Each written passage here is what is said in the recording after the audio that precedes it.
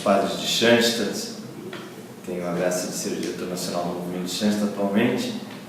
Também dou aulas de teologia, mariologia, e tive a graça de conhecer o cardeal Bergoglio, trabalhar com ele em Aparecida em 2007 e posteriormente na Jornada Mundial da Juventude.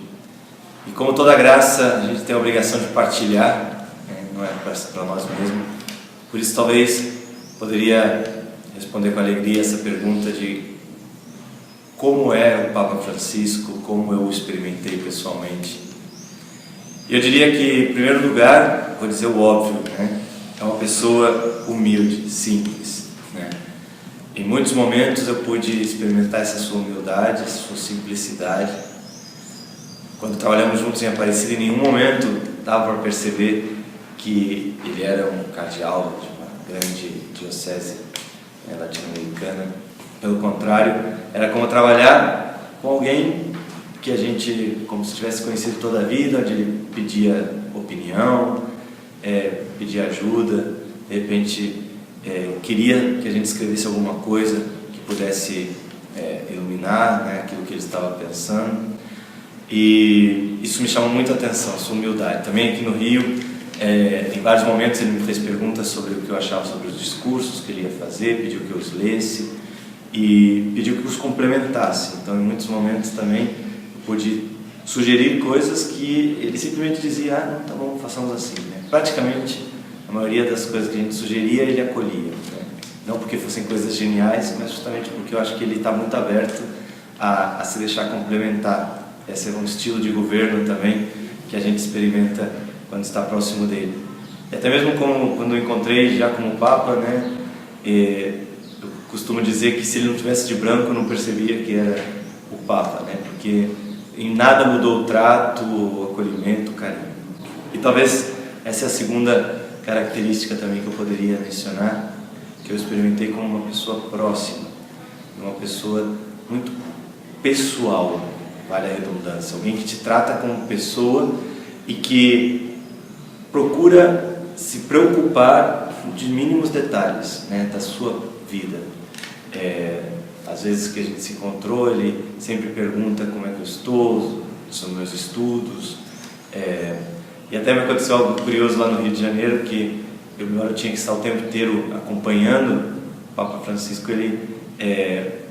Eu tinha uma noite lá que eu tinha um encontro com os padres da nossa comunidade, os padres de Schoenstatt, seminaristas, e meus pais tinham ajudado a organizar isso, e ele não poderia ter ido para lá, porque, né, de fato a gente tinha que estar acompanhando o Papa o tempo todo. Mas eu contei isso para ele, e aí, nós já um dia antes, ele me disse: não, se der tempo você vai, não tem problema.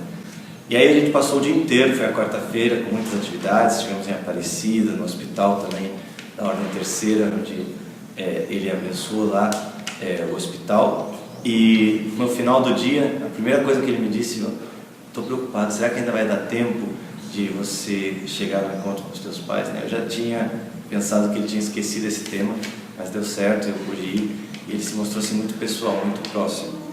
E por último, talvez uma característica é que ele é uma pessoa muito inteligente e muito sagaz. Ou seja, às vezes a gente pode pensar que as suas afirmações são assim como muito populares, muito pastorais, e portanto que não tem uma teologia de fundo. E me chamou muito a atenção em vários momentos como ele sabia exatamente o que ele queria, o que ele estava dizendo e as consequências também daquilo que ele estava dizendo. Por exemplo, a própria entrevista que aconteceu durante a JMJ, eu conversei com ele sobre isso e depois ele simplesmente falou: não, pode marcar, e ele tentou até evitar que isso ficasse explícito, né, para a equipe que estava organizando o encontro, a jornada, para que ele pudesse realmente dar essa entrevista que ele queria dar. Então eu percebi em muitos momentos assim essa sua esperteza e sua sagacidade.